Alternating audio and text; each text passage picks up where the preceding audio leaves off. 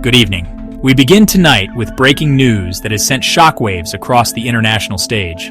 Syrian President Bashar al-Assad has reportedly fled Syria, following an unexpected and rapid advance by rebel forces into the capital, Damascus.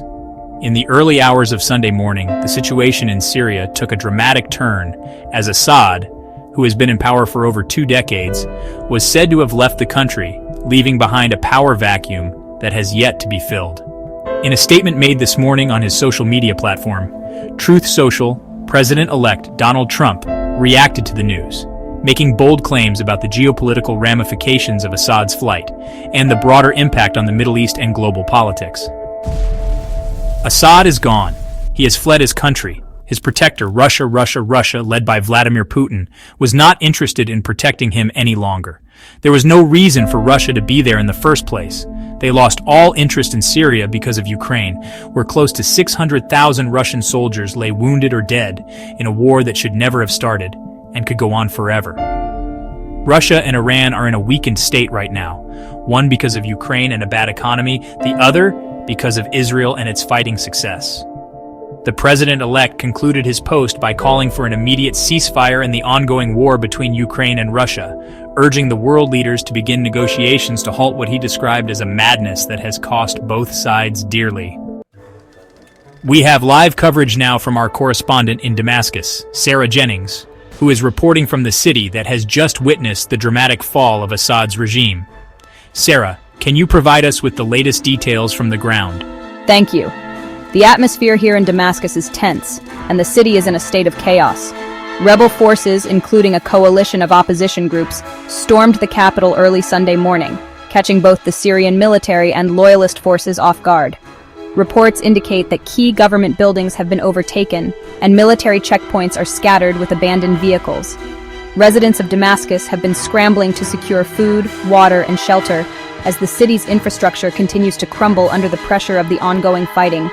The international community is still waiting for confirmation on Assad's whereabouts, though various sources suggest he left the country on one of the last military flights out of the capital. Some reports also claim that he may have fled to Russia or another allied nation, but that has yet to be independently verified. The power vacuum left by Assad's departure is being keenly felt across the region.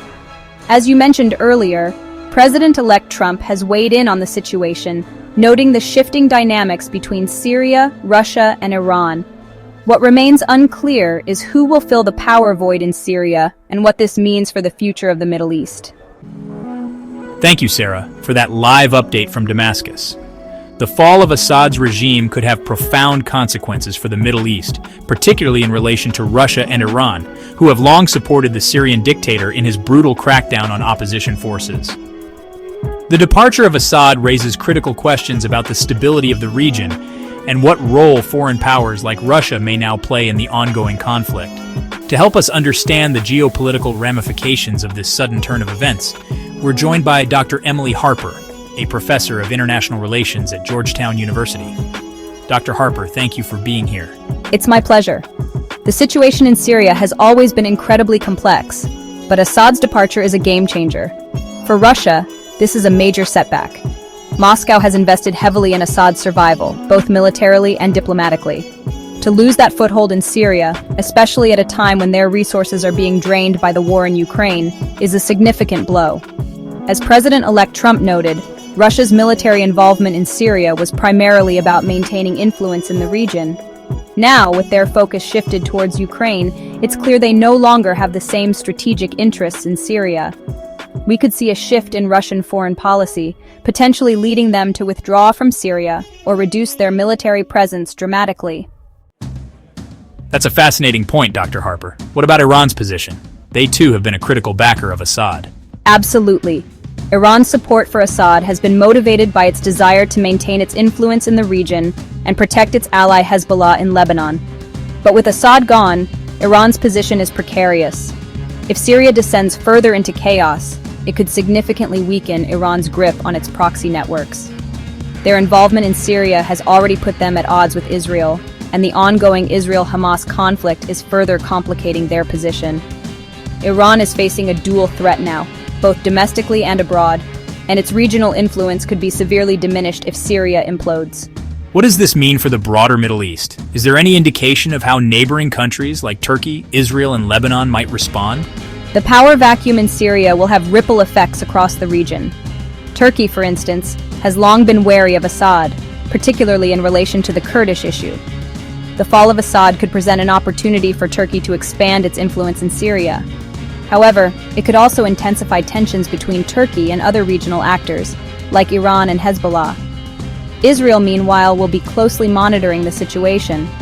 With Assad gone, Israel may feel more secure, but they also face the prospect of greater instability on their borders, particularly with regard to Iran's potential re-engagement in the region. As for Lebanon, which has been deeply affected by the Syrian Civil War, the collapse of Assad's regime could spark new waves of refugees and further destabilize the country. Thank you, Dr. Harper, for your insightful analysis. The fate of Syria remains uncertain, but one thing is clear. The world is watching closely as the power dynamics in the Middle East shift yet again. As we await further developments, the international community is bracing for a new phase in the Syrian conflict. Will a new government emerge from the chaos, or will the country plunge further into disarray? Only time will tell. For now, we continue to monitor the situation closely, and will bring you more updates as they become available. In other news, the conflict in Ukraine continues to rage on, with casualties mounting on both sides. The latest reports estimate that nearly 600,000 Russian soldiers have been killed or wounded, a staggering toll that has prompted renewed calls for peace talks and an end to the fighting. President-elect Trump's comments on Ukraine, in which he called for a ceasefire and negotiations, echo a broader sentiment in the international community, where the desire for peace is growing amid the mounting human cost of war. That's all for now. We will keep you updated on these developments as they unfold. Stay with us for more breaking news.